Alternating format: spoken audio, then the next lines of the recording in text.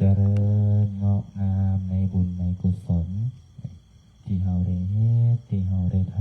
ำด้วยการเจริญอานาปานสติการระลึกรู้ลมหายใจตัวเองมันรับความทุกข์มันรับความยากมันรับความหิวมันรับความโกรธมันรับความริษยาในจิตในใจความบังเบียดแก่ผู้อื่นนั้นจะบ่มีสตินี้จะเป็นตัวเคลื่อนขับสิ่งบดีออกจากจิตจากใจของเราถ้าเรามีสติเรามีสมาธิความกังวลกวายความเดือดเนื้อร้อนจิตเดือดร้อนใจก็จะกระรับกระหายไปเปรียบเสมือนไฟที่ลุกโชนเอาน้ำไปดับทั้งกระดับนี่แต่ถ้าใจเรามีความโกรธเอาบ่ฝึกเอาบ่เอาน้ำไปดับยิ่งลุกยิ่งร้อนยิ่งเผาเมื่อความโกรธเอาความงำใจเป็นไฟโทสะแตกกระบะแตกคือโทสะเกิดความโกรธขึ้นในจิตในใจอาละวาดไปขาดศีลขาดธรรมก็ให้เผาตัวเองเผาตัวเองทำร้ายตัวเองทำร้ายอนาคตตัวเองนี่ฉะนั้นให้ช่วยเน้นลูกต้องฝึกลูก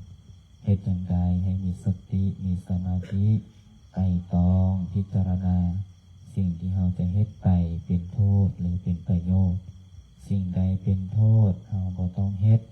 สิ่งใดเดือดร้อนเขาเดือดร้อนเราอย่าทำนี่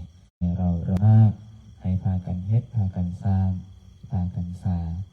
เอาแบบอย่างคือพระเดชพระคุณสมเด็จพระอาจารย์ดุลสุจิตโต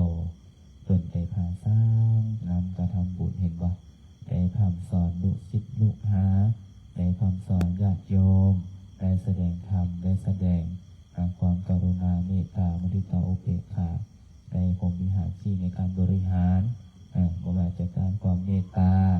ให้คนเราเนี่ยต้องมีความเมตตาเลยเมตตาต่อตนเองเมตตาต่อผู้อื่นต้องมีความสนับสนุนคือความกรุณายินดีเมื่อผู้อื่นได้ดีเราต้องเฮ็ดใจเราวางเป็นกลางบ่อิจฉาหมู่บ่บังเบียดหมู่บ่คิดอยากได้ของหมู่นี่สิ่งใดบ่แม่นของเฮาบ่เอาสิ่งใดที่เป็นของเฮาจึงเอาเพิ่นว่าสิ่งข้อที่สองอาทินนาทนาการเบียดเบียนลักทรัพย์ของผู้อื่นนั้นเป็นทุกข์นี่ถึงแม้เฮาจะได้มาใจเฮาก็บ่สงบถ้าเอาของผู้อื่นมาได้มาโดยบ่ชอบธรรมบ่ถูกต้องใจก็ร้อนกังวลเพราะว่ากังวลว่าหมู่สิมาเอาโทษกังวลว่าหมู่สิมาทำร้ายกังวลว่าหมู่สิมาลักมาปล้นนี่ก็ให้เกิดโทษก็ให้เกิดความวุ่นวายในจิตในใจตนเองฉะนั้นลูกเจ้าลูกเนรให้เอาแบบอย่างคือครูบาอาจารย์เพิ่นได้ทำได้สอนโดยพระเดชพระคุณพระอาจารย์ดินสุจิตโตกล่าวว่าพระภาษาทางการคือสมเด็จดินเนี่ยเพิ่นได้เป็นสมเด็จได้อีกบรนก็สิได้ควบพ่อฤดูกาลก็จะได้ยกได้ยอได้สรรเสริญมอบหดส่งขออนุญาตหกส่วนคนอีกตอนนี้วัดเราก็เอกสารก็ได้แล้วรอมือเปิดอัดพุ่นละก็สิได้ใส่ขันที่หมุนหดไอ้จุ๋ยเน้นองค์ใดที่ตั้งจิตตั้งใจถือศีลปฏิบัติธรรมสวดมนต์ฟังธรรมออกคำสอนครูบาอาจารย์องค์นั้นก็จะเจริญงอกงามไพบูรณ์พุ่นละงามในท่ามกลางพระพุทธเจ้างามในท่ามกลางงามในเบื้องต้นงามในท่ามกลางงามในที่สุดก็คืออย่างปฏิบัติตนเอาปฏิบัติตนทุกมื้อนี่แหละปฏิบัติตนตอนเช้าก็สวดมนต์ตื่นมาทำข้อวัดข้อปฏิบัตินี่ตอนพักเที่ยงพักบ่ายก็ไปเรียนไปศึกษาตกแรงมาก็เข้าสู่การฟังธรรมสวดมนต์ถือศีลปฏิบัติธรรมทำสมาธิอันนี้คือหน้าที่ของสมณะอันนี้คือหน้าที่ของสมณเณรลงเจือลงเนียนเด้อให้ท่องให้จริงไว้ว่าคุณงามความดีเอาเฮ็ดเอาได้เอาบ่ต้องนิ่งกันเพราะว่าวัดนี้เป็นวัดที่เฮาทุกคนเป็นเจ้าของเฮาทุกคนเป็นผู้ครอบครองเฮาทุกคนเป็นผู้ดูแลฉะนั้นสิ่งใดก็ตามที่มันบ่เห็นแล้วมันบ่คับใจเห็นแล้วมันบ่งามตาเฮาต้อง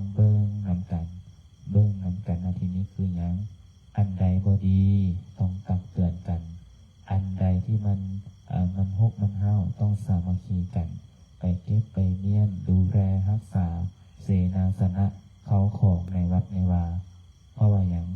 วัดนี้เปรียบเสมือนเงินของเราเด้เอามาอยู่นี่เขาของทุกสิ่งทุกอย่างล้วนแล้วมีค่าเพราะว่าอย่างออกตนเนี่ยโยมนำมาถวายเขาได้ลำบากสมัยจึงได้มาหูบอกลำบากจนว่าเหงื่อไหลใครย้อยเหงื่อบ่ตกดินเหงื่อบ่ไหลลงดินเหงื่อบ่ออกบ่ได้เงินจ้าหน่อยถ้าบ่เหงื่อบ่ออกนี่เขาบ่ได้เฮ็ดเวียกบ่ได้ใช้ความคิดบ่ได้ใช้สมองนี่เขาบ่เมื่อยนี่บ่ได้เงินกว่าจะได้เงินมาแต่ละกีบแต่ละบาทมาซื้อข้าวมาซื้อน้ำมาซื้ออาหารการกินซื้อเสนาสนะมาถวายให้ลูกจั่วลูกนี่เห็นบ่หมวกที่พวกเจ้าได้ใส่ไปนะผ้าที่พวกเจ้าได้ตุ้มกันนะโอ้เอาตัวนั้นโยมเขาหาเงินหาคำเงินเดือนครึ่งเดือนก็ได้เกือบเดือนนึงก็ได้ถึงได้ซื้อมาถวายนี่ไปย้อนอย่างย้อนก็ออกไม่ออกอย่างได้บุญอย่างได้กุศลแต่นั้นเราทุกองค์ต้องเฮ็ดจังใดเด้อให้คุ้มกับว่าองค์ตนนัดโยมที่เป็นได้ตั้งจิตตั้งใจเฮ็ดให้ใดให้เฮ็ดให้ใดอยากโยมขอถวายมาแล้วให้มันเกิดบุญให้มันเกิดประโยชน์ให้มันเกิดอานิสงส์ให้แก่ครอบครัวข้าเจ้าได้มีสุขได้มีความสุขความเจริญซื้อได้ขายมาโชคดีร่ำรวยแต่นะสมณะเฮาคืออย่างหน้าที่คืออย่างบำเพ็ญบุญบำเพ็ญกุศลสวดมนต์ภาวนาทำข้อวัดกิจวัตรอริยบทให้งดงามให้ก่อเกิดอานิสงส์ผลบุญส่งหนุนนำให้แก่เจ้าภาพเจ้าศรัทธาเป็นต้นเป็นครับบ่นำตกที่พระอาจารย์ลินปฏิสารเจ้าภาพเจ้าศรัทธากันนี่มีจะ10 กว่าแล้วแต่ยังขาดอีก20 กว่าดังนั้นผู้ใดอยากเป็นเจ้าภาพก็ติดต่อมาเด้อญาติโยมทางออนไลน์ผู้ใดอยากเป็นเจ้าภาพสร้างบุญสร้างบารมีอยากสร้างคุณงามความดีกับพระอาจารย์เพิ่นก็สามารถได้เนาะตามกำลังทรัพย์กำลังศรัทธาซึ่งวันนี้ไม่น้อมกับที่เดินทางมาจากประเทศไทยก็ถวายมา 1,000 บาทเพื่อได้สร้างบุญบารมีนำก็ขออนุโมทนาสาธุบุญและการมื้อนี้ให้ช่วยได้นะครับตั้งจิตตั้งใจนั่งภาวนาเป็นพิเศษต่อไปสิได้ให้ตัวเฮาเงียบเด้อให้สมาธิอยู่ลูกเพื่อให้มอบหมายให้พระอาจารย์ดินเพิ่นได้อาศิวนาได้ปรารภธรรมให้ลูกเนรได้รับธรรมะสาธุนิมนต์พระน้อย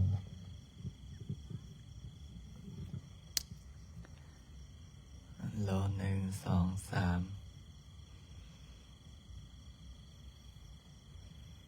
โล1 2 3เสียงบดีเป็นเพราะตูหูบดีเป็นเพราะไม่ถ้าบ่ฟังบ่ใส่ใจบ่หูจักสิเว้าโอ้มื้อนี้ไอ้จั่วเฮาได้หมวกแต่ละหมวกเนาะโอ้นะแล้วใส่2ซ้อน2ใส่ลายแท้ด้านหนาวผู้ใดเอามาใส่ซ้อน2ซ้อน3ฝนเนาะ แม่ตำแหน่งได้ถวายโยมแม่ตำแหน่งถวายหมวกถวายถุงเท้าโยมพี่ดาวถวายกระเป๋าจิงโจ้ส่วนพระลินถวายผ้าถวายผ้าตูมโยมแม่ชีนุชถวายผ้าห่มโอ้มีแต่ผู้ถวายนั่นบางคนยังบ่ทันมีผ้าตูมเอาผ้าอาบน้ำมาตูมชั่วขาวบางคนบ่ทันมีผ้าตูมเอาผ้าโตๆมาห่มคาดหมอนน้อยเนาะก็ดีมันอุ่นดีเว้ยพอข่าวเฮาไปบ่ทันมีผ้าตูมได้เอาผ้ามาห่มก่อนว่ากูหนาวปะนี่ อดเอาเดี๋ยวศาลาแล้วก็ไปสวดมนต์อยู่ศาลาพุ่นน่ะหนาวโพดเดี๋ยวนี้มันนั่งอยู่นี่เปียกหมดแล้วเมื่ออื่นนี่ไปป้าไปยังบ่นี่ผู้ใดไปแล้วเบิ่งมื้อนี้ถ้าผู้ใดสวดมนต์แล้วยุกๆย่อนๆมันบ่ให้ไป ไปพระป่าได้เงินได้เขาใส่ซอง แต่พระอาจารย์นี่ตี้เสียงเงินพระอาจารย์นี่ไปเฮ็ดบุญมื้ออื่นนี่ไปเป็นเจ้าภาพนำแม่แมวมื้ออื่นมื้อฮือไปเป็นเจ้าภาพนำเจ้าเมืองโอ้โหส่วงนี้ซ้ำกับไปไสนี้เขาได้ไม่ออกเอ้ยเขามาซอยเฮาเขาก็ต้องไปซอยเขาแล้วได้บัดนี้นะเนาะแม่บุญเนาะคือกับแม่ปุ้มแต่ก่อนพระอาจารย์ไป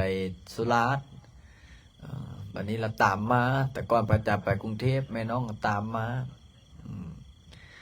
ถือว่าไซนี้กันละได้เนาะอันนี้ก็คือกันนี่แหละมื้ออื่นนี่ไปไซนี้เขาได้ไปไซนี้ไปถวายปัจจัยไซนี้แล้วคักแท้นี่บ่แม่นนี่น้อยได้คอยน่ะนี่100 ล้านพุ่นน่ะประตูจ่วยเน้น100 ล้านบาท100 ล้านกีบพุ่นเด้อจักสิเอามาแต่ไสบาทเนี่ยเพราะว่าหยังเขามาซอยเฮาเสร็จเรียบร้อยก็ต้องไปซอยเขาตีถ้าบ่ไปซอยไผเลยสิเอ้ยบ่มีเฮาปันเก็บเงินแม่มีเอ้ยอันนี้สิเขามาซอยก็ต้องไปซอยเขากับบ่ตั้งกับแม่มีล่ะถ้าเขาซื้อมาบ่ขายก็สิบ่มีเฮาปันเก็บเลยเนาะขายข้าวหลายปานนั้นบ่แม่นฮอด1,000 ต้นแล้วว่าฮอดหรือยังตั้งแต่ขายมานี่นะแต่ก็ยังบ่รวยอยู่เนาะนี่ก็คือกันนั่นแหละเอาลองมาไหมถ้าแบบว่าโอ้ได้มาแล้วบ่จ่ายสิ1,000 ต้นแล้วมันก็รวยแล้วก็เนาะแม่บุญขายยังแม่บุญขายหลายอันเปิดร้านเนี่ยขายเครื่องแห้งมีข้าวมีปุ๋ยมาม่าปลากระป๋องน้ำนอกน้ำนมน้ำส้มน้ำหวานขายบ่หมดแล้วมาถวายพระถวายข้าวกับพ่อยังพอได้สารน้ำเล้านี่อันนี้น้ำโอซีของพ่อใดของแม่บุญแสดงว่าขายบ่หมดแต่ขออย่างเดียวอย่ามาถวายปุ๋ยแล้วพ่อจัวบอกว่าโอ้อันนี้ก็ขายบ่อ้อเดี๋ยวไปถวายวัดนี่ไอ้จัวไอ้เนนเฮาเอาต้นนิยมเขามาถวายแต่ละอันรักษาไว้ได้เฮ้ยจัวติ้งมวกเอาไปใส่เสียบ่ให้มือเสาเลยไปเสียละแสดงว่าบ่รักษาแม่นบ่จัวนี้ได้ล่ะของคำคือบ่เอามาใส่ละหรือเอาไว้หมุนหัวเจอซิดอยู่กุดเนาะจัวน้องพันจุดติ้งนี่ล่ะให้เขาใส่ตกลงไว้ให้เขาใส่หรือเสียให้ผู้ใดใส่ทักษิณมวกเอาไปใส่อยู่กุดแล้วมวกของจุดติ้งนี่ล่ะนั่งอยู่ยังใครบอกแสดงว่าให้จัวซ้อนอยู่กุดเนาะให้มันเฝ้ากุดแทนว่าซั่นซะจัวนั้นให้จัวป่าได้ฮะคือบ่ใส่แล้วล่ะย่านบ่ล่อว่าซั่นซะจัวนี้ได้เฮ้ยอยู่กุดเนาะอย่าฟ้าให้เหี้ยได้หมดอย่างน้อยก็ให้มันวิดหนาวของได้จนนั้นคือมันหลายอันแท้ละเอามาแต่ใส่เจ้าคำเสาเอาเก็บไว้ให้กันนั่นได้เดี๋ยววันฮอตอากาศหนาวมันหนาวได้มื้ออื่นนี่บ่ต้องใส่ไปเด้อหมวกเด้อมื้ออื่นนี่เฮ็ดเป็นแถวงามๆพาทั้งสีกรรมฐานให้หมดได้สีชมพูบ่ต้องใส่ไปได้อายเขาได้จุเล่เอ้ยบ่ต้องเอาสีกรรมฐานตีแล้วก็บ่พาดแอวก็ต้องเอาสีอื่นตีบ่แม่นว่าลายคาดผ่านอยู่บ่เอา แล้วกับผ้าตุ้มบ่ต้องคุมไปหมวกบ่ต้องเอาไปย่ามก็บ่ต้องเอาไปเกิบรองเท้าถุงเท้าบ่ไปเดี๋ยวเขาว่าผ้าไฮโซแม่นว่าอากาศร้อนบ่ร้อนเนี่ยใส่ถุงเท้าไปว่าย่ามบ่ต้องเอาไปเขาบ่ได้ถวายลายไปนั่นล่ะย่ามกับกระเป๋าจิงโจ้ฮะเด้ถวาย100,000-200,000กันยัดใส่ฮะนะเขาต้องเป็นระเบียบได้มืออื่นเฮ็ดย่างเป็นแถวสง่าผ่าเผยอย่าไปยอกกันได้ไปเลยเห็นผู้สาวยิ้มแปะพอดีจะเป็นลูกเคยชาวบ้านแอกสางนะโดยเฉพาะผู้หน้าตาดีๆไปเมิดได้มืออื่นนับแต่ยาพ่อยาตาครูบาอาจารย์ยาพ่อศิลไปยุติอยากให้เพิ่นไปบ่เฮ้ยโอ้ยพวกเขาอยากไปตีโอ้ต้องไปได้ต้องไปบางบอกว่าโอ้อยู่วัดอาจารย์บ่ไล่ว่าอยู่วัดบ่มีผู้ใดเฮ็ดอาหารถวายได้โอ้มีมาก็ต้องไปได้ไปเปิดหูเปิดตาแม่นบ่ไปหมดว่าแต่พอข่าวก็ไปเด้อพอข่าวเด้อเสียงไปหมดเดี๋ยวมื้ออื่นให้อาจารย์บ่ไล่พิจารณาแต่ละองค์จากองค์ละว่าตอนนี้2 4 6 8 10 12 14 16 18 22 24 26 28 29อ่ะ30เขาก็เป็นยังหลายองค์แต่ละว่ามันจนหลายองค์เนาะเห็นบ่พระอาจารย์นั่นแหละแต่ละองค์เนี่ยโอ้ได้หมวกใส่อุ่นหน่อยปลดออกหนาวใส่แล้วอุ่นเอาก็เว้าหนาวปานนี้ผู้ใดบ่ได้อาบน้ำเอาสารภาพมาดีๆคอยอาบแล้วได้คอยนี่อาบน้ำอุ่นได้ไอ้ต้องพันอาบไปยังแม่นตีบิ๊กยังขี่อยู่หลังเต็มอย่างน้อยก็มันพูดพูดนะจ๊ะเอาสรุปว่าอาบหรือยังล่ะอาบพอดีไอ้ฟองเราเฮ็ดบอนอาบน้ำไหมให้เด้อบอนหลังอ่ะเดี๋ยวสิเดี๋ยวสิไอ้ใส่ดอกไฟให้เฮ็ดบอนอาบน้ำนี่ไอ้จั่วน้อยขี้ค้านซักสบงเข้าไปหั่นแก้ปอดออกแล้วอาบปึ๊บมีล็อกให้พร้อมได้นี่ไอ้จั่วน้อยเฮาเดี๋ยวพระอาจารย์ก็เพิ่นละเดี๋ยวไม้ตอกมอกไม้เท่านั้นเดี๋ยวตื่นเช้ามาเขาก็หูบ่เห็นหยังดังไฟฟิงทับหนังตัวเนาะปีนเข้าเนี่ยเมื่อวันเสาร์วันอาทิตย์เขาก็จัดกิจกรรมน้อยๆลิ้นตีหนังทับหนังก็ต้องมีอย่างไรมีเจ้าขิงได้อย่างแซ่บโอ้เว้ามาแล้วน้อยเนาะเขาเนี่ยฮ้อนๆเนาะจนนี่จะกลืนน้ำลายว่ะคาดแต่เนี่ยเดี๋ยวพอออกสอนเพชรพอละเนี่ยเอามาสู้ไอ้จั่วได้มันสั่นเสร็จเรียบร้อยเมาแซ่นะบ่เอาทั้งมวยพอดีแหละเฮ็ดรอบแรกรอบ2รอบ3จักมีละได้แต่กระด้างมื้ออื่นเนี่ยเฮาไปให้สั่งร่วมแต่ละองค์นี่ผู้ใดสิส่วนลมก็ยากเพราะว่าหยังมื้อนี่เฮาไปเจอวัดใดเจอวัดบางสางในมื้ออื่นจะไปตีคนได้เขากระลายองค์เฮากระลายองค์นี่แหละสาเหตุพระอาจารย์จะเอาโจใหญ่ไปนะโอ้บอกเป็นยังบัดเรื่องเขาลงมือก้อนเขาโจใหญ่ก็จะได้ห้ามท่านก่อนหน่อยบอกแม่นว่าเขาลงมือแล้วลงมือน้ำเขาบ่เอาได้อายเขาได้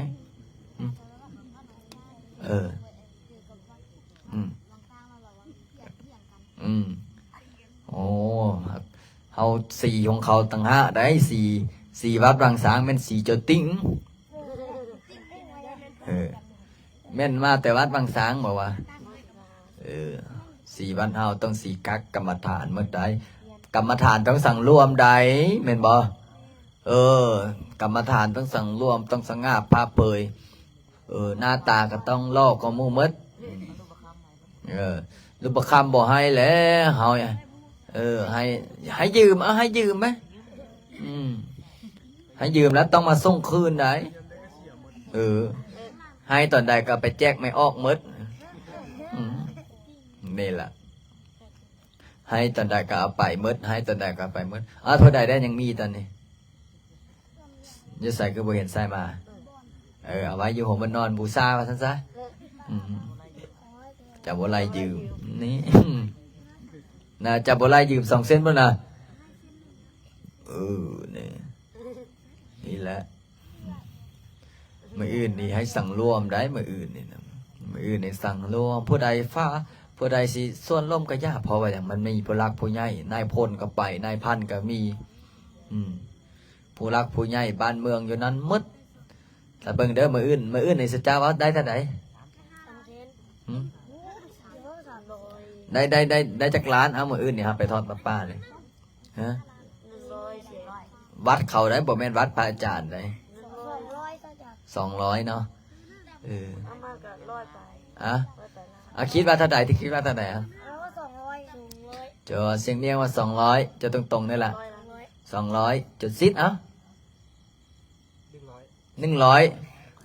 เอาลดลงเฮ้ยจอนี่ละคิดว่าเท่าไหร่ประมาณ500เอาโจอ้นไอ้โจวันคิดว่าได้เท่าไหร่เอกสางนะอยู่บ้านเอกสางนะไกลบ้านเจ้าเอาแต่ละเทื่อป้าจากนั้นได้เท่าไหร่ประมาณ4-50เนาะพระอาจารย์ไปนี่น่าจะถ้าเบิ้งว่าพระลินไปนี่มันสิได้เท่าใดเนาะเฮ้ยจอวันจอไอสมหวังคิดว่าเท่าใดล่ะประมาณ100ปลายโอ้บอกว่าตีเอาพระเอกไปโซงานได้100นี่เว้ยบ่สมออกจากพระอาจารย์ไปทุ่มถวายงานอยู่ช่วยพ่อแม่ครูบาอาจารย์อยู่หลายๆบ่อนบางบ่อนก็ได้800-900บางบ่อนก็ได้บางบ่อนก็ได้2ถ้าบ่อนบ่มีเจ้าเจ้าภาพก็ได้100-200แต่อันนี้มีเจ้าภาพได้แต่กุ้มใจวังเวียงนี่ตีไม่ออกพระอาจารย์กุ้มใจวังเวียงไงล่ะเจ้าภาพบ่ทันมีนะโอ้พระอาจารย์เคยเอาตามกำลังศรัทธาใช่เนาะเพราะว่าหาเงินน้ำบ่ท่านคือไม่มียินแล้วบ่แม่นว่าบ่ยักช่วยลูกพระได้เนาะไม่มีเนาะขายข้าวกับส่งนี้ผัดข้าวกับผัดเกี่ยวข้าวของกับพ่อมีข้าวกินเนี่ยบ่ปานใดถามพ่อออกสอนเพชรเนี่ยพ่อออกสอนเพชรก็ยักซอยเป็น100-200ติเดี๋ยวจะได้ซื้อตัวไหนก็บ่ออกจักเทื่อซื้อหน้าพ่อออกหลังซื้อหลังพ่อออกซ้ายซื้อซ้ายพ่อออกขวานะเนี่ยแหละเขาว่าเนี่ยบอกว่าไอ้ยังคนเฮาอยากเฮ็ดบุญอยากเฮ็ดทานแต่พูดได้ก็อยากเฮ็ดแต่มันบ่มีจกกระเป๋าเงินในบัญชีก็บ่มีถามเบิ่งแม่ปุ้มแม่น้องไงเนาะแม่น้องก็อยากถวายเป็นล้านบาทแต่มันบ่มีเนาะถ้า30 ล้านต่อได้ก็ถ้าจ้อยมั่งถามแม่ปุ้มน่ะซื้อแล้วซื้ออีกซื้อแล้วซื้ออีกบอกโยมแม่จะเลิกแล้วนะพอเมื่อวันที่16ทักมาแล้วฝันดีไหมเจ้าค่ะก็ยักย่อมไหนนี่แหละจั่วเฮาก็คือกันมื้ออื่นนี่ก็จังไตก็ย่านได้ถ้าก็ย่าให้สั่งรวมมื้ออื่นเฮาไปเนี่ยไปก็นั่งสง่าป้าเปื่อยนั่งสง่าป้าเปื่อยอย่าเฮ็ดได้ว่ายอกกันยองแยงลุกขึ้นลุกลงเห็นเขาเอาน้ำหวานมาก็เอามานี่บ่เฮ็ดได้คือจั่วอยู่วัดอันนั้นเห็นบ่เห็นเขาถวายมีพระออกจับพานน้ำน่ะถวายเพิ่นก็เอามานี่ซิมดูดกึกไปนึงเอาวางไว้แป๊บนึงไม่จุเขานั้นเอาใหม่แล้วเห็นกับห้องเอามานี่พระอาจารย์คิดในใจมันกินหรือมันอันนั้นวะดูดปืดเว้ยหมด4-5 จอกไม่ผู้เดียวอยู่นั้นเสร็จเรียบร้อยกินแล้วก็ให้ไปได้บัดนี้ เวลาเขาไหว้พระอะระหังสัมมาสัมพุทโธไปเข้าห้องน้ำเนี่ยเป็นยังไงล่ะเขาเอิ้นว่าจะได้บ่สังรวมเสร็จเรียบร้อยอันนั้นเป็นจั่วเนี่ยบัดนี้ยาพ่อบัดอันนี้เว้าเรื่องวัดเขาบัดนี้ยาพ่อเพิ่นก็เอาไปสวดมนต์นำกันนี่แหละไปกินนิมนต์นี่แหละเวลาเขาสวดมนต์พระอาจารย์สวดกุศลธรรมากุศลธรรมาเพิ่นเลยเฮ็ดจะได้เยอะโอ้ยสูบยานะต่อยกับไฟสูบยาบ่เลิกก็ให้สูบให้สูบกุศลาแล้วก่อนแม่เนาะเสร็จเรียบร้อยเจ้าภาพเขาบ่ถวายซองซ้ำเจ้าภาพบ่ถวายซองเพราะว่าหยังเอาเขาบ่ศรัทธาไปสูบยาเขาเห็นมันบ่เฮายังเป็นครูบาอาจารย์ยังน้อยแต่ถ้าเป็นยาปู่ยาตายาทงยาท่านโอ้ยด่าเขาก็ยังถวายแต่นี้จะได้เฮาหากระบวดแม่นบ่เฮาบ่ทันแม่นเจ้าอาวาสเนี่ยเฮายังบ่ทันแม่นเจ้าอาวาสนี่เฮาไปสูบยกสูบยาโอ้แล้วไม่ออกเห็นไม่ออกเขาบ่ใส่ซองให้ซ้ำพอบ่ใส่ซองแล้วว่าจะได้ก็ด่าไม่ออกอีได้บึงแม่รวยยันตายซองก็จะบ่ใส่เฮ็ดใครบอกเขาบ่ศรัทธาแต่ถ้าเฮ็ดเขาศรัทธาสิเป็นจะได้เห็นบ่พอออกสันเพชรนะมื้อวันที่18เนี่ยเราไปอินเดียนะพระอาจารย์ได้นี่เกือบบ่ได้ไปซ้ำนะแต่ที่บุญยามบารมีเกิดได้ไปมื้อวันที่18นี่ได้พระอาจารย์สิไปอินเดียกลับมามื้อวันที่1กลับมามื้อวันที่1อย่าบอกได้ว่ามาฮอดแล้วซิกหมดบ่เอาได้เฮ้ยพระอาจารย์อย่าบอกอย่าพ่อศีลมื้อเช้าอย่าพ่อศีลค่อยไปอย่าหายไอ้จั่วค่อยได้อย่าพ่อศีลโอ้ยโดยถ้าบ่ดื้อนี่มันบ่หายถ้าดื้อก็บ่หายถ้าดื้อก็หายเนาะเพราะฉะนั้นละมื้อนี้สวดธรรมดาเด้อมื้อนี้เด้อเพราะว่ามื้อนี้เนี่ยสวดธรรมดามื้ออื่นเฮามีงานพระป่ามื้ออื่นเนี่ยเฮาไปแต่เช้าใดไปพุ่นแล้วตื่นแต่ 4:00 นพุ่นแล้วเฮาตื่นแต่ 5:00 นซะ4:00 น 5:00 นนั่นแหละเตรียมมาไหว้พระสวดมนต์เสร็จเรียบร้อยก็ออกเดินทางก็เฮ็ดเวียกกันแหละมื้ออื่นน่ะส่วนศาลาล่ะเสร็จเรียบร้อยหาก็สั่นห้องท้องเพื่อไปบ่ทันเขาเด้เฮาก็สั่นห้องท้องสั่นมาม่าเนาะมาม่ายังมีตี้เนี่ยสั่นมาม่าอันนั้นเสร็จเรียบร้อยเฮาค่อยออกเดินทางจังใดก็ย่ามื้ออื่นนี่ให้สั่งร่วมได้แต่ละองค์เด้อบ่แม่ว่าเห็นไม่ออกงามๆเต้นแป๊บๆอยู่แล้วยิ้มเปยใช่โอ้ยอย่าเฮ็ดได้เฮ้ยนะจัวใดบ่มีติแม่บุญแม่มีบ่ได้ไปแล้วเนาะค่าขายข้าวเนาะ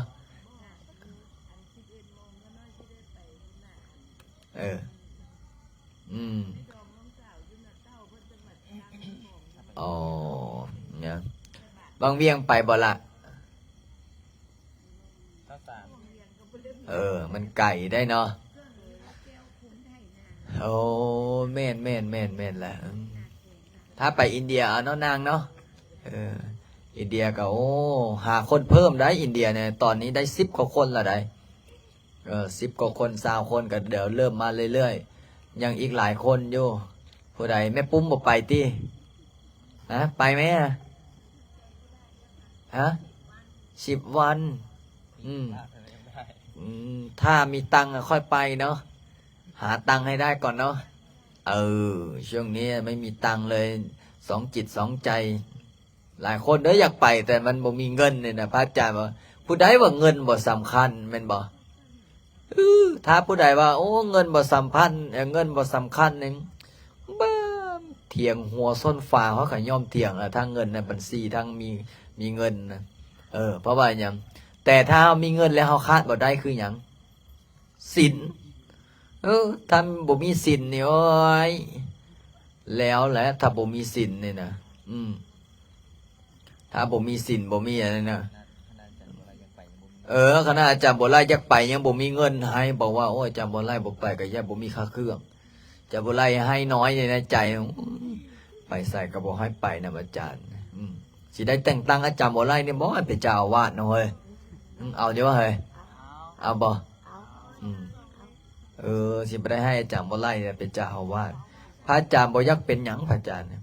เป็นพระลิ้นก็พอแล้วเนาะแถมกับหน้าตาดีนิดๆเนาะเออเพราะว่าเป็นเจ้าอาวาสเนี่ยโอ้ไปใส่เขาก็เอิ้นแต่เจ้าอาวาสใดเป็นบ่แต่ให้อาจารย์บ่ไล่บ่เป็นเจ้าอาวาสนะเอาท่านยาพ่อศีลเป็นเจ้าอาวาสสิคอยรับรองบ่มีเอาไม่ออกเขาอดวัดหมอก็ด่าแล้วบ้าไม่ออกนี่คือนุ่งบ่เป็นระเบียบเอี่ยมห้อยแน่เพิ่นก็ว่านี่ได้โอ้บ้านเรามีบ่เกิดเพิ่นว่านี่แต่ก็เอาเถอะมื้ออื่นนี้จังใดก็อย่าให้สั่งรวมเด้อล่ะเด้อนี่จักโมงแล้วเบิ่งเนาะประมาณ8 โมงอะไรเบิ่งก่อนแชร์ไปใน Facebook ส่วนตัวแป๊บหนึงก่อนโอ้บ่แชร์บ่ได้ไดแชร์ไปแล้วยังนี่ออกตนโยมมาเข้ามาแล้วก็กดไลค์กดแชร์ช่วยหน่อยเด้อช่วยกันทำมาหากินได้เนาะจัวเนาะคนละไปอินเดียนี่หลายคนอยู่ได้ไม่ออกเอ้ยที่พระอาจารย์จะมาเนี่ยนะไปตอนนี้แม่หมีกระจายแล้วแม่บุญกระจายแล้วคนละ38,000บ่หลายดอก38,000 บาทไหนเมื่อคืนนี้ทวงเอานะแม่หมีได้แม่หมีว่าโอ้บ่ต้องทวงนะอาจารย์ข้าน้อยเฮ็ดบุญหลายกว่านั้นนี่พอได้ยอกเราได้แม่หมีนะครับเนาะแม่หมีเนาะพอได้บอกแท้จริงพระอาจารย์ให้โชคนะแต่บ่เอาซื้อแม่หมีให้โชคให้ลาบบอกว่าแม่หมีเอ้ยเจ้ามีเงินอย่าบ่38,000ไม่มีว่าโอ้มีหลายคนนั้นแหละอาจารย์เองแต่เพราะว่าพระอาจารย์ก็ได้พอได้แซวแม่มีได้นะเพราะว่าคนละ38,000บ่แพงเนาะ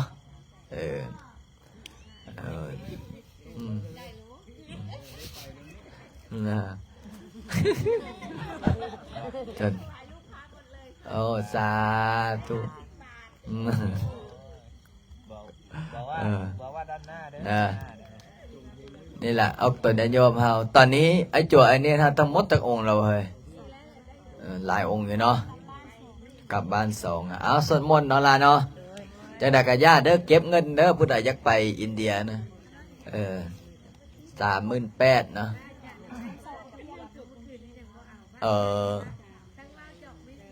แม่นยังล่ะสุเจ้าเว้าเรื่องหยังอันนี้ค่อยเว้าเรื่องไปอินเดียอ๋อติติจักแล้วเขาบ่ฮู้นำเลยเอาเตรียมเนาะสวดมนต์เนาะไหมเนาะ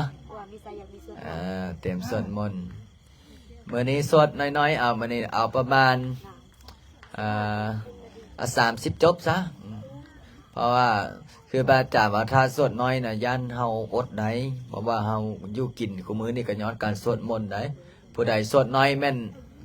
ตัดมาม่าออกไหนงบมาม่าเห็นบ่อยู่ไสเว้าจักน้อยตื้มน้อยเนาะอยู่ไสเขาก็เอิ้นว่าจั่วอยู่วัดพระลินเป็นระเบียบเรียบร้อยได้ถึงแม้ว่าเฮาสิบ่เป็นระเบียบก็ย่าออกตนโยมเขาเห็นเวลาอยู่น้ำหน้าน้ำตาโอ้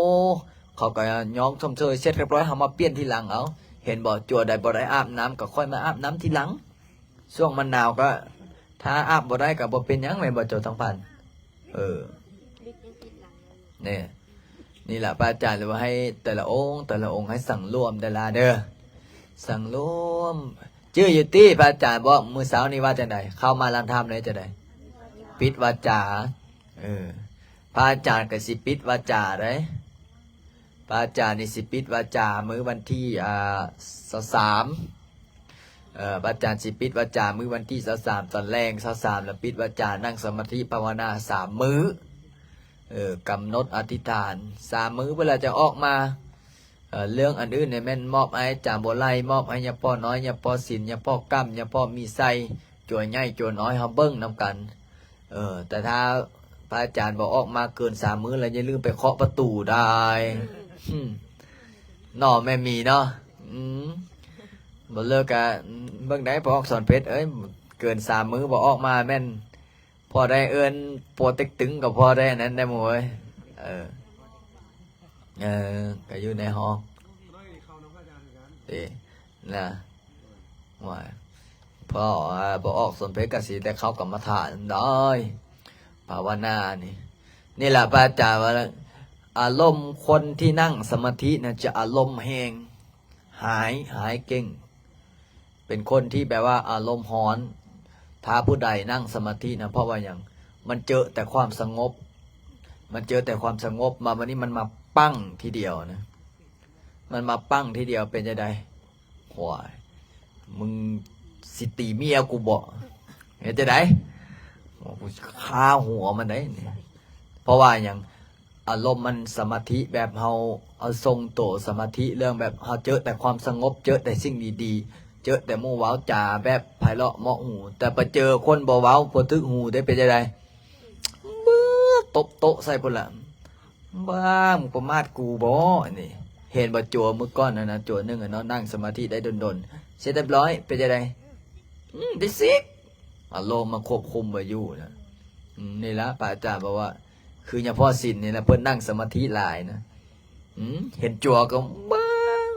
สิดึงหูมันนี่บ่เห็นบ่จนให้จัวน้อยเฮ้ยมื้อเช้านี่ให้บ่เฮ้ยให้วะให้บ่หรือบ่ให้ให้เฮ็ดหยังจังยอกเขาเฮ้ยเขายอกหรือเฮายอกเขาฮะตีโอ้นั่นแหละคอยเว้าแล้วเจอกับไปเจอยังพอศีลนี่ก็ศีลไผเพิ่นแห้งได้นี่เห็นบ่เพิ่นบ่ป้าจ่าว่าบ่ธรรมดาใดถ้าผู้ใดดื้อนี่เพิ่นหุมหมดนะมันออแอได้ไอ้จัวน้อยออแอเพิ่นอันนั้นได้นี่เนี่ยเห็นบ่อย่างพอศีลนี่บ่ธรรมดาได้ไอ้จัวน้อยได้เที่ยงเพิ่นนี่เพิ่นย่างไปใกล้ๆเพิ่นเห็นจังได๋ติดแปะมันห้ามดื้อโดยเฉพาะจัวเชียงเมียงนี่บ่เนาะอย่างพอศีลเนาะเชียงเมียงนี่ใครล่ะติว่าได้นี่แหละแต่พระอาจารย์นี่บ่หายไผเชื่อไหมไอ้จั่วแต่ละจั่วเนี่ยพระอาจารย์ด่าพระอาจารย์หายเขาก็บ่เครียดได้บ่คือผู้อื่นได้แม่นบ่เฮ้ยงึดย่างไปในฝ่ามือพระอาจารย์ตบหัวดังแปะมานึงยิ้มเสยถ้าจุนี้ตบบึงแม่ยังบ่ฟาดคืนน่ะน้อยเนาะเงยเห็นบ่เมื่อก่อนท่านองค์นึงอันเนี่ยพ่อนึงเอาฝ่ามือไปตบหัวจั่วน้อยนะจั่วน้อยฟาดคืนซะอันนั้นแหละพระอาจารย์วันนี้แหละมันตั้งได้พระอาจารย์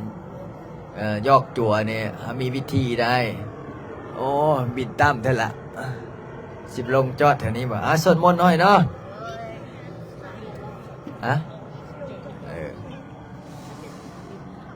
30 จบตลาเด้อมื้อนี้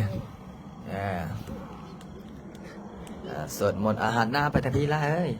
ตั้งจิตตั้งใจได้มื้ออื่นไปกินนิมนต์ได้ไอ้ตัวตรงๆเอ้ยเตรียมพร้อมแล้วตี้กระเป๋าจิงโจ้ใส่เงินนะตอนนี้มีเท่าไหร่แล้วล่ะยังหมดเท่านี้ยืมบ่ปะ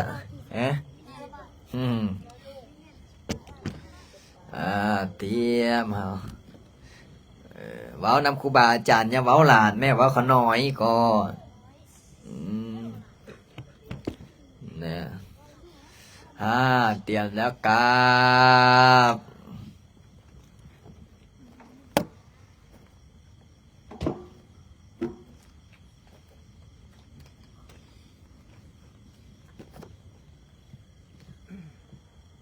อะระหังสัมมาสัมพุทโธภะคะวะพุทธังภะคะวันตังอภิวาเทมิสวากขาโตภะคะวะตาธัมโมธัมมังนัมมัสสามิสุปฏิปันโนภะคะวะโตสาวกสังโฆ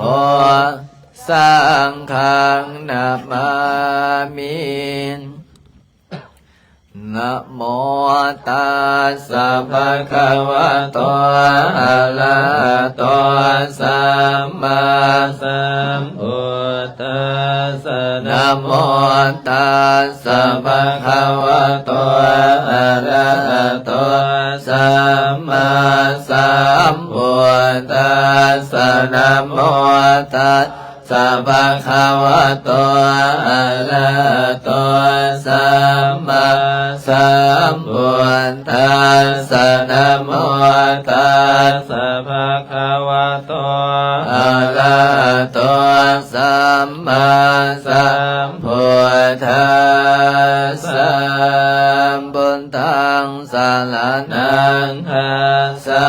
มิธัมมังสารนังคัสสามิสังฆังสารนังคัสสามิตุติยมปิพุทธังสารนังคัสสามิตุติยมปิธัมมังสารนังคัสสามิตุติยมปิสังฆังสารนังคัสสามิตติยมปิพุทธังสารนังคัสสามิตติยมปิธัมมังสารนังคัสสามิตติยมปิสังฆังสารนังคัสสามิอัมปานาติปาตาเวรมณีสิกขาปะทังสมาธิยามิอาทินนาทานาเวรมณีสิกขาปะทังสมาธิยามิกาเมสุมิสาจาราเวรมณีสิกขาปะทังสัมมาทิยามิมุสาวาทาเวรมณีสิกขาปะทังสัมมาทิยามิสุลาเมลัยมาสัพพมานานาเวรมณีสิกขาปะทังสัมมาทิยามิอิติปิโสภะคะวะอะระหังสัมมาสัมพุทโธเวสสัจจรณะสัมปันโนสุขโตโล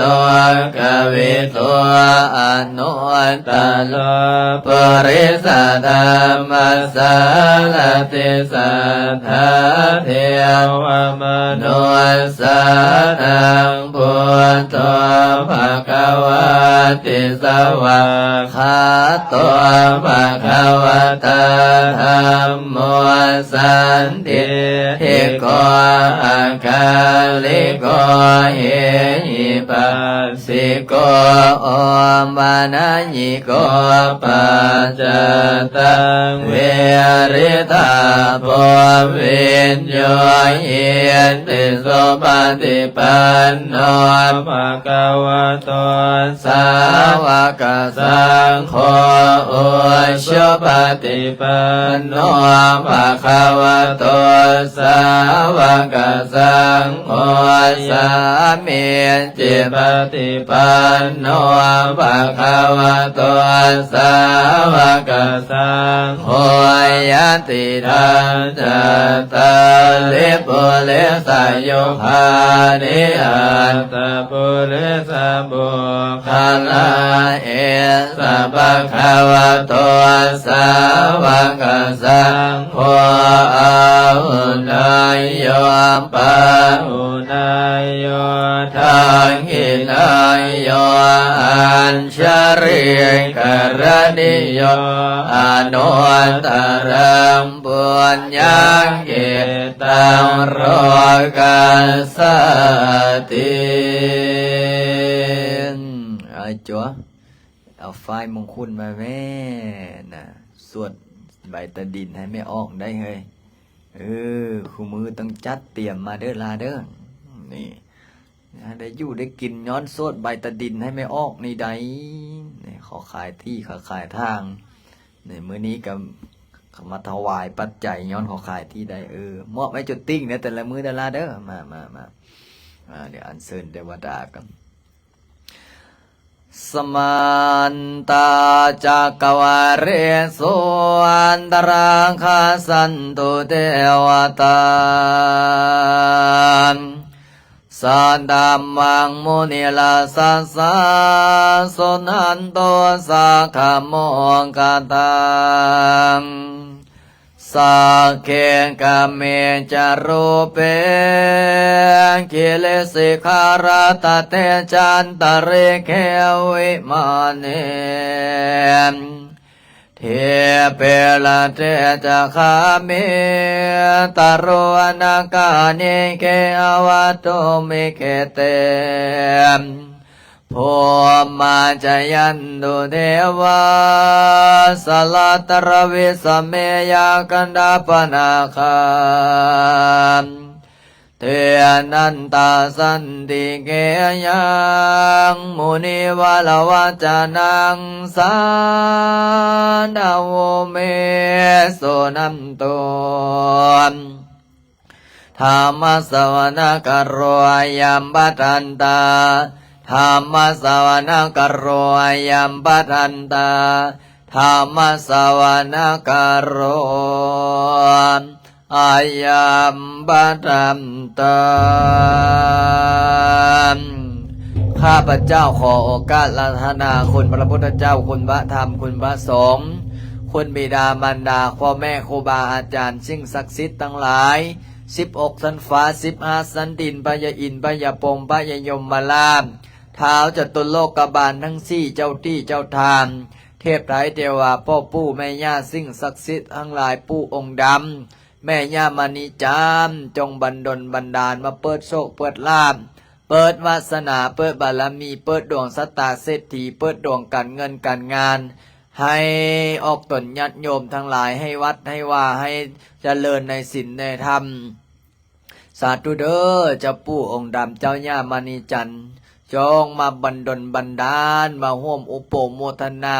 สร้างสาวัดว่าให้เจริญรุ่งเรืองข้าพเจ้าขออธิษฐานสวดประกาศเงินล้าน30จบเพื่อเป็นพุทธบูชาธรรมบูชาสังฆบูชาบูชาพระพุทธบูชาพระธรรมบูชาพระสงฆ์พ่อแม่ครูบาอาจารย์หลวงพ่อปานหลวงพ่อฤาษีลิงดำครูพึ่ง พระปัจเจกพุทธเจ้าพระโพธิสัตว์เจ้าทุกพระองค์จงบันดลบันดาลมาเปิดโชคเปิดลาภเปิดวาสนาเปิดบารมีเปิดดวงสตาเศรษฐีเปิดดวงการเงินการงานให้ข้าพเจ้าทั้งหลายมีความสุขมีความเจริญ ขอให้มีเงินไหลนองให้มีทองไหลมาได้สร้างวัดสร้างวาบำรุงพระพุทธศาสนาให้เจริญรุ่งเรืองโดยอนุภาพแห่งประกาศเงินล้านนี้ด้วยเถิดนะโมตัสสะภะคะวะโตอะระหะโตสัมมาสัมพุทธัสสะนะโมตัสสะภะคะวะโตอะระหะโตสัมมาสัมพุทธัสสะนะโมตัสสะภะคะวะโตอะระหะโตสัมมาสัมพุทธัสสะนะโมตัสสะภะคะวะโตอะระหะโตสัมมาสัมพุทธัสสะสัมมาจิตสัมมินาสังสิโมภมมาจะมาเรียวาสเพยะคาปลายันติภมมาจะมาเทวาภิราภาภวันตุเมมหาปุญโญมหาราโภภวันตุเมมิเตมะโออัตติพุทธามะอุนะโมพุทธายะวิลาทโยวิลาโคนายังวิลายิงสาวิลาทัสสิวิลาทัสสะวิลาอิทิโยพุทธัสสะมานิมามาพุทธัสสะสวะโหมสัมปติชามิเพ่งเพ่งปะปะหาเลือเลือนสัมปจิสามินาสันสิโมภมมาจะมาเทวาสะเพียงปลายันติภมมาจะมาเทวาอภิลาภา ภวันตุเมมหาปุญโญมหาราโภภวันตุเมมิเตมมหาโอนะโมพุทธายะวิลาตโยวิลาโคนายังเวลาเองสาวิลาวิลานาสาวิราอิทิโยบรัสสามานิมามาพุทธัสสะสวะโหสัมปติชามิเพ่งเพ่งบาบาเลือเลือสัมปเจสามินาทั้งสี่โมพมาจะมาปลายันติพมมาธรรมะเทวาปิลาภาภวันตุเมมหาปุญโญมหาราโภ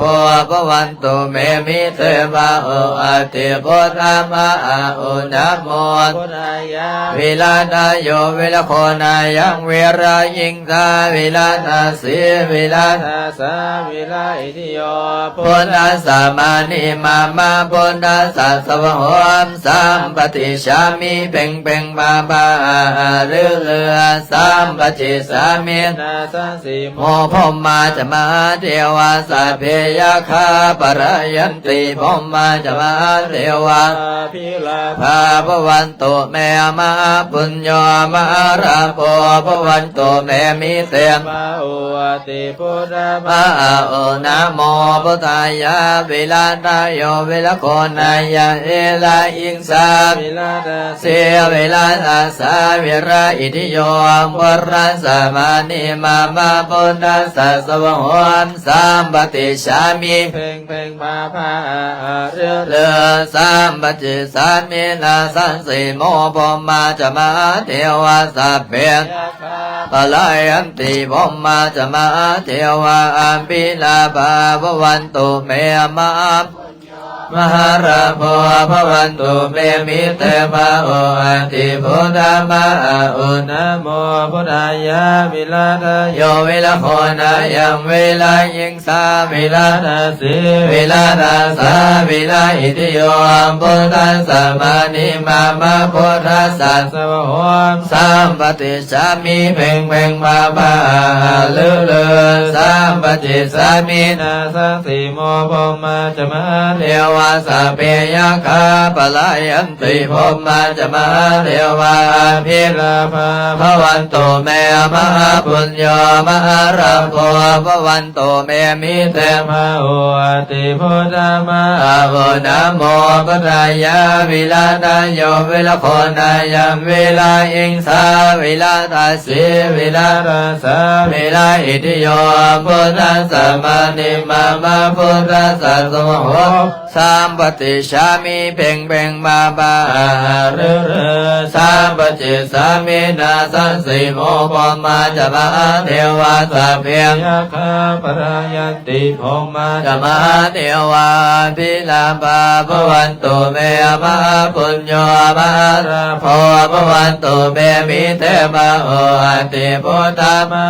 โอนะโมพุทธายะวิลาตโยวิลาโคนายังวิลาอิงสาวิลาราสีวิลาราสาวิลาอิทิโย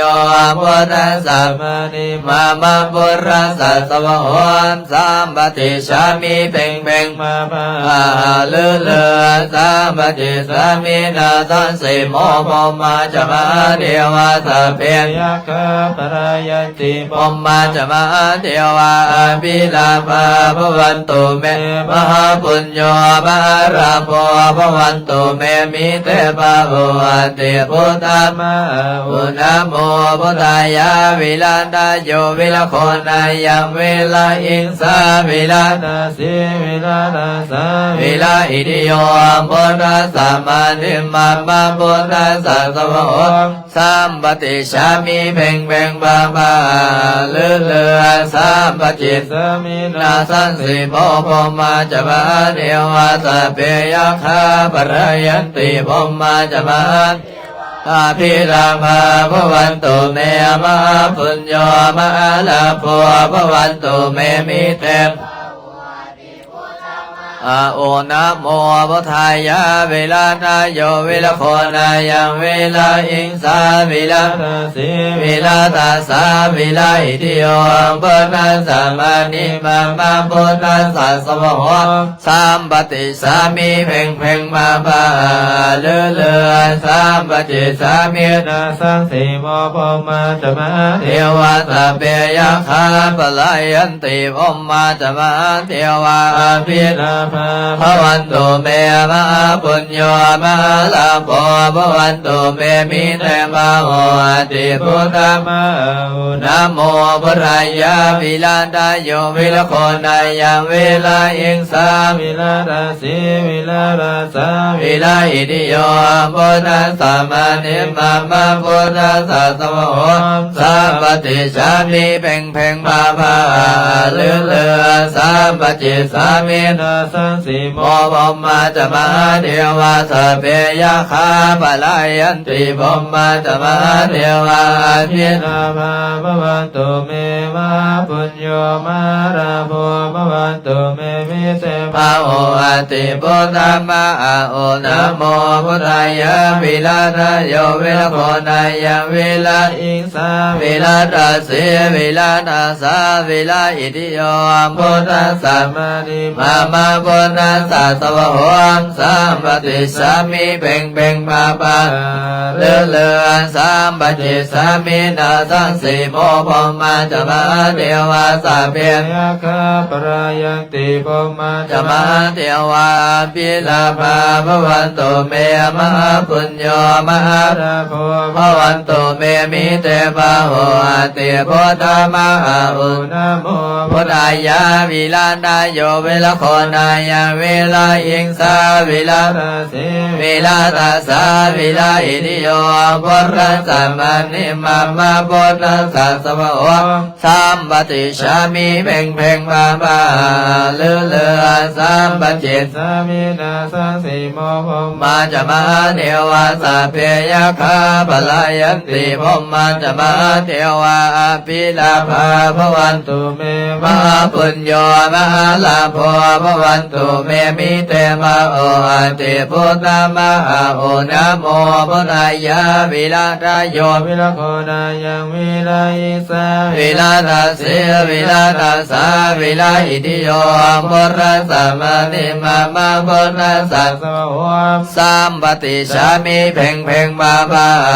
เลือเลือสัมปจิสามินาสังสีโมพมาจะมาเทวาสเปยคาปรายันติพมาจะมาเทวาภิลาภาภวันตุเมมหาปุญโยมาราโภภวันตุเมมิเตปะโห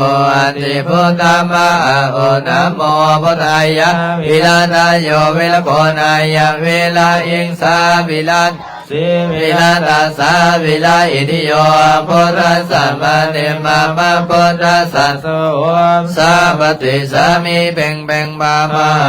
เลือเลือสัมปติสามินาสังสีโมพมาจะมาเทวาสเปยคาปลายันติพมาจะมาเทวาภิลาภาภวันตุเมมหาปุญโยมหาราโภภวันตุเมมิเตมะโห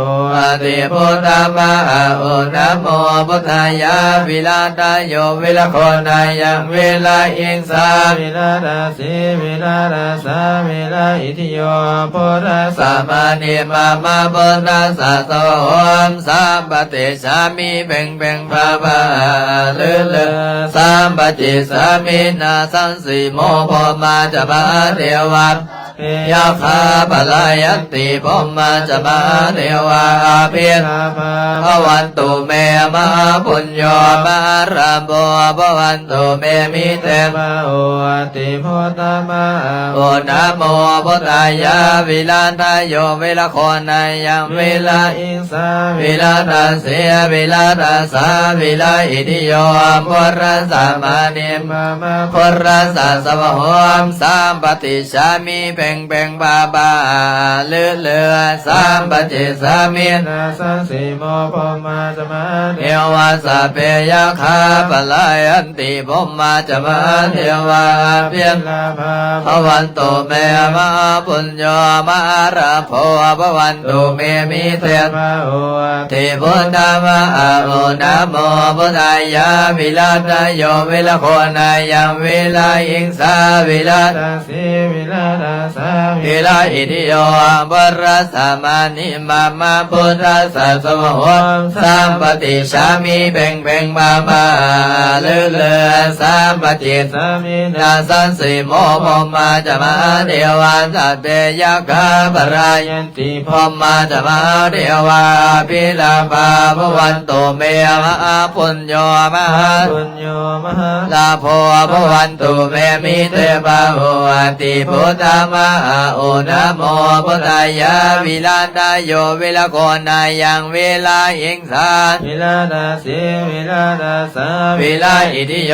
พุทธัสสะมานิมามาพุทธัสสะสมโหสัมปติสามิเพ่งเพ่งมามาเลือเลือสัมปติสามินาทั้งสี่โมพมาจะมาเทวาสัพเพยะคาปลายันติพมมาจะมาเทวาพิราภวันตุเมมะปุญโญมหาราโภภวันตุเมมิเตมะโอติพุทธมะโอนะโมพุทธายะวิลาทโยวิลโคนายังวิลาอิสาวิลาทัสสิวิลาทัสสะวิลาอิติโยพุทธัสสะมานิมามาพุทธัสสะสวะโหสัมปติชามิเพ่งเพ่งมาปะเลือเลือสัมปติสามินาสันสิโมพมมาจะมาเทวาสัพเพยะคาปลายันติพมมาจะมาเทวาพิราภวันตุเมมะปุญโญมหาราโภภวันตุเมมิเตมะโอติพุทธมะโอนะโมพุทธายะวิลาตโยวิลโคนายังวิลาอิงสาวิลาตาสีวิลาตาสาวิลาอิติโยพุทธัสสะมานิมามาพุทธัสสะสวะโหสัมปติชามิเพ่งเพ่งบาบาเลือเลือสัมปติสามินาสันสิโมพมมาจะมาเทวาสัพเพยะคาปลายันติพมมาจะมาเทวาอาทิตย์ภวันตุเมมหาปุญโญมหาราโภภวันตุเมมิเตมะโอติพุทธมะโอนะโมพุทธายะวิลาตโยวิลโคนายังวิลาอิงสาวิลาตาสีวิลาตาสาวิลาอิติโยปุณัสสะมานิมามาปุณัสสะสวะโหสัมปติชามิเพ่งเพ่งมามาเลือเลือสัมปติสามินาสันสิโมพมาจะมาเทวาสัพเพยะคาปลายันติพมมาจะมาเทวาพิราภวันตุเมมะปุญโญมหาราโภภวันตุเมมิเตปะโอติพุทธมะโอนะโมพุทธายะวิลาตโยวิลโคนายังวิลาอิงสาวิลาตาสีวิลาตาสาวิลาอิติโยปุรัสสะมานิมามาปุรัสสะสวะโหสัมปติชามิเพ่งเพ่งมามาเลือเลือสัมปติสามินาสันสิโมพมมาจะมาเทวาสัพเพยะคาปลายันติพมมาจะมาเทวาพิราภวันตุเมมะปุญโญมหาราโภภวันตุเมมิเตมะโอติพุทธมะโอนะโมพุทธายะวิลาตโยวิลโคนายังวิราหิสาวิลาตาสีวิลาตาสาวิลาอิติโยปุรัสสะมานิมามาปุรัสสะสวะโหสัมปติสามิเพ่งเพ่งมาบาเลือเลือสัมปติสามินาสันสิโมพมมาจะมาเทวาสัพเพยะคาปรายันติพมมาจะมาเทวาพิราภาภวันตุเมมหาปุญโญมหาลาโภภวันตุเมมิเตมะโอ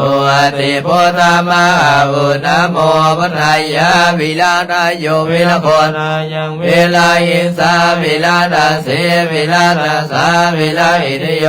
ปุรัสสะมานิมามาปุรัสสะสวะโหสัมปติชามิ ภาภา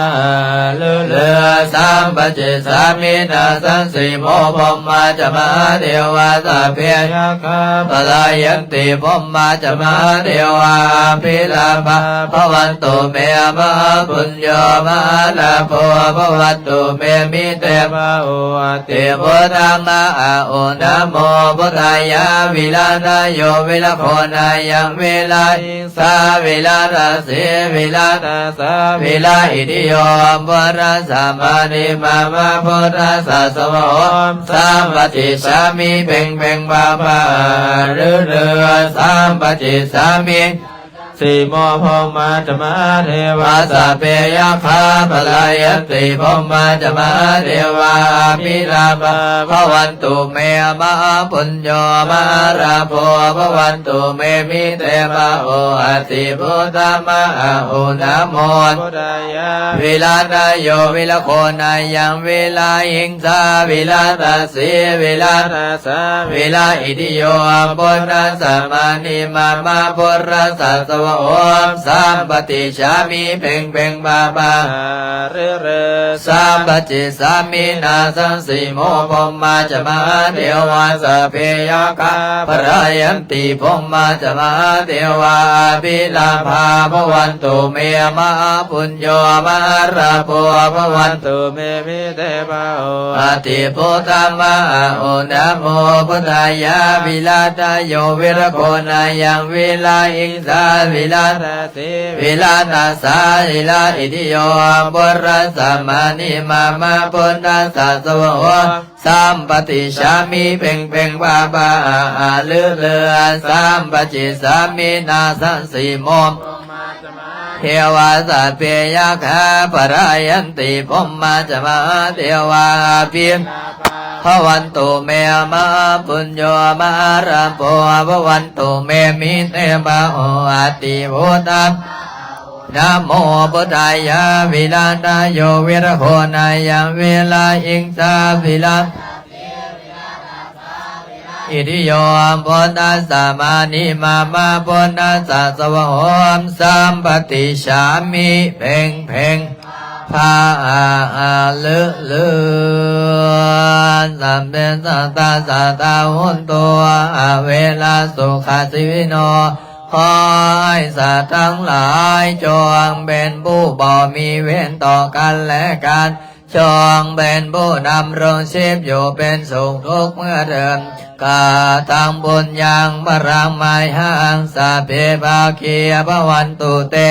ขอให้สัตว์ทั้งสิ้นนั้นจงเป็นผู้มีส่วนได้เสวยผลบุญอันที่ข้าพเจ้าได้บำเพ็ญแล้วนั้นเถิ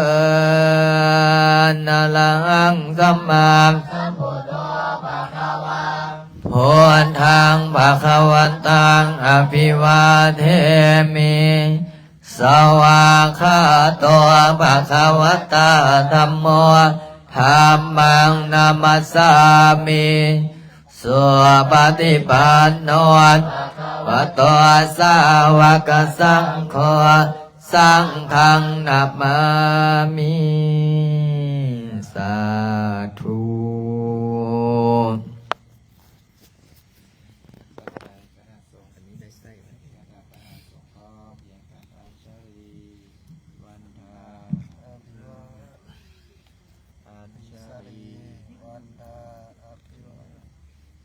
ตู้นึงมาเสริมไหม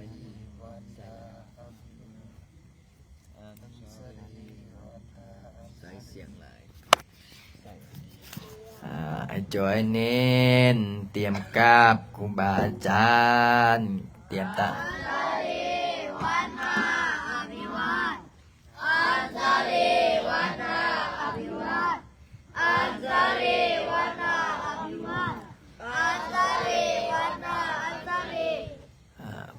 แม่ออกเตรียมกับน้องน้อยสมณเณรกับลูกโจลูกเนียนอันหนึ่งสองสาม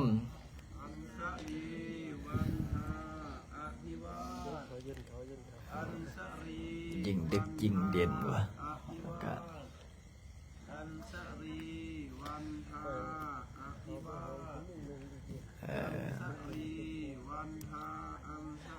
พร นสุกิติกายโยขอภาวะวันนานาสิลิสานิจังอุตตาปัญจานิโนจัตตารโอธัมมาวันตันติอายุวันโนสุขังภาลังญาตินามดุงกาปตาจันนิตุกาปยาปตาจันเนม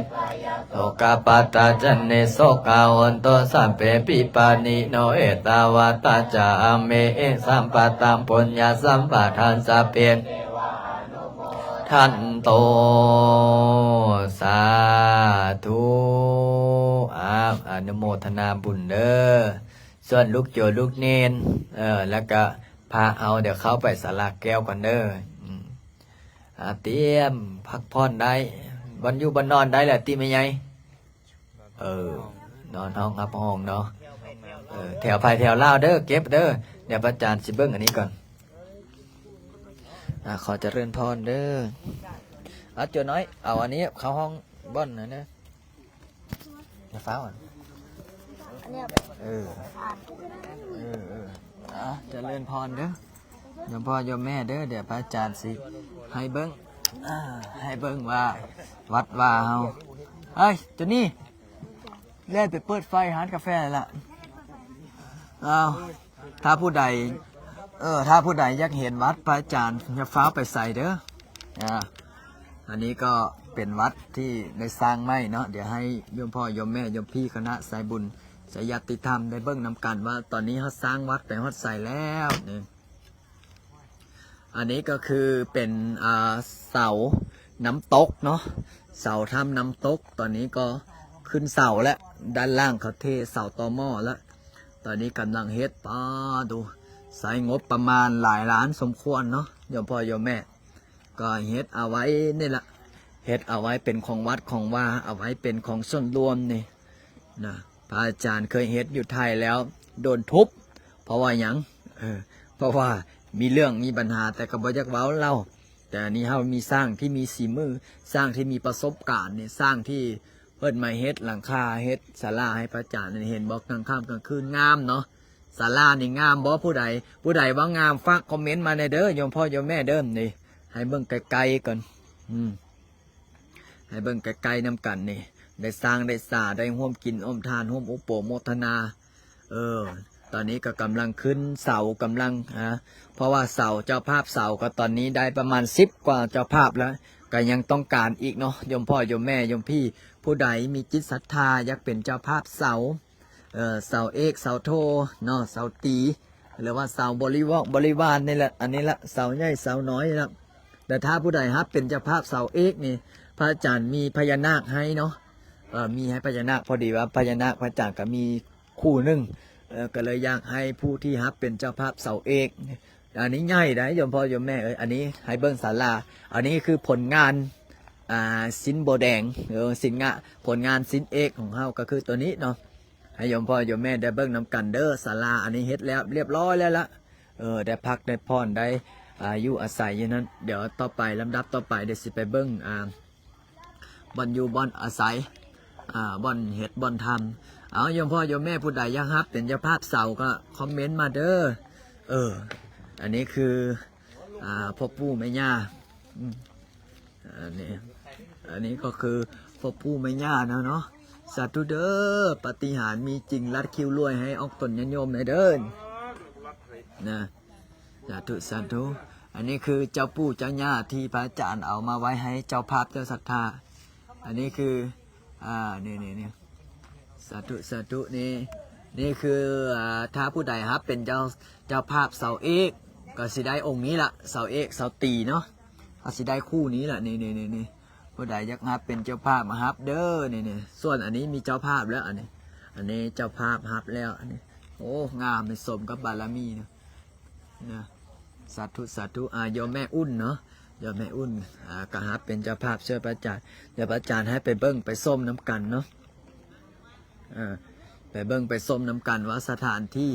เราได้เฮ็ดได้ทำได้สร้างได้สา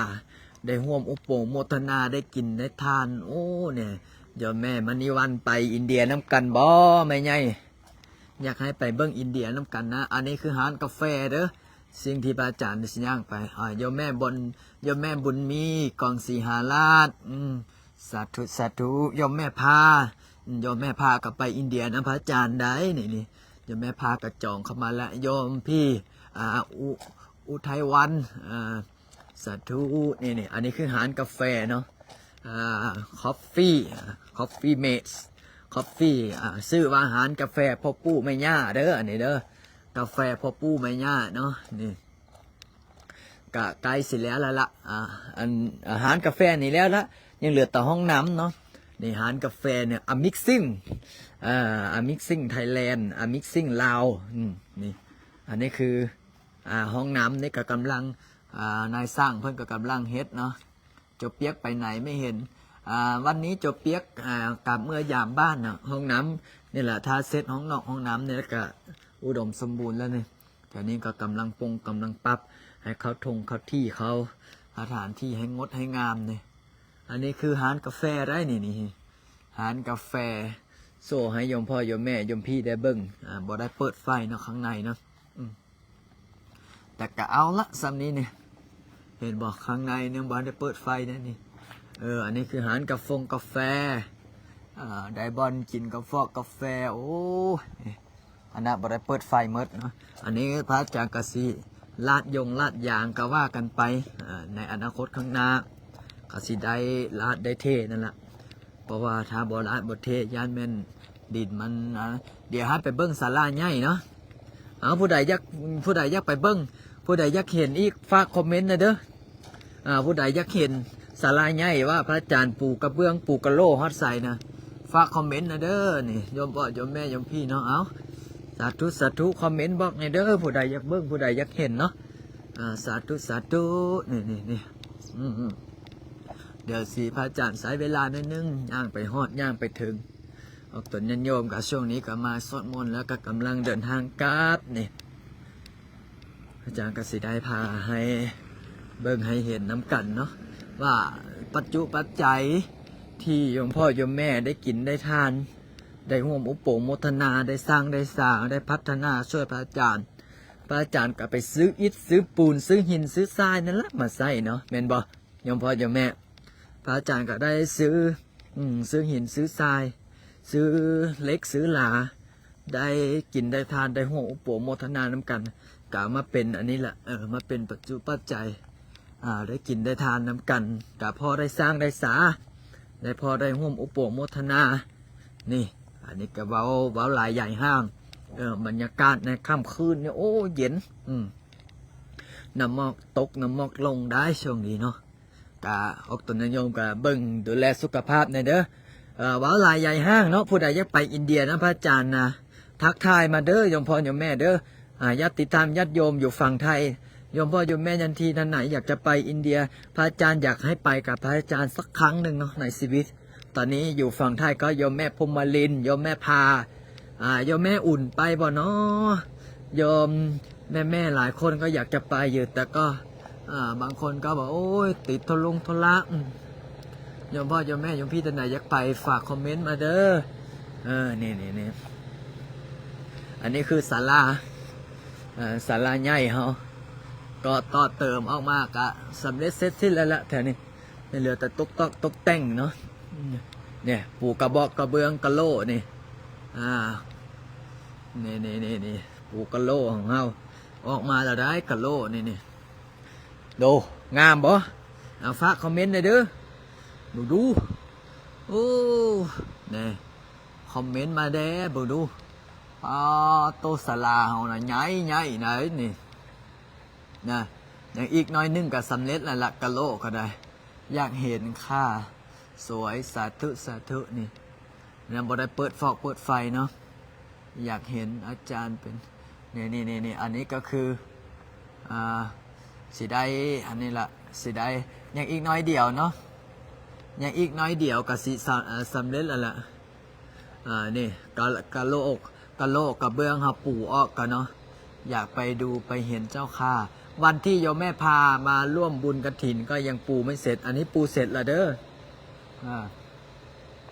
ปูเสร็จเรียบร้อยแล้วนี่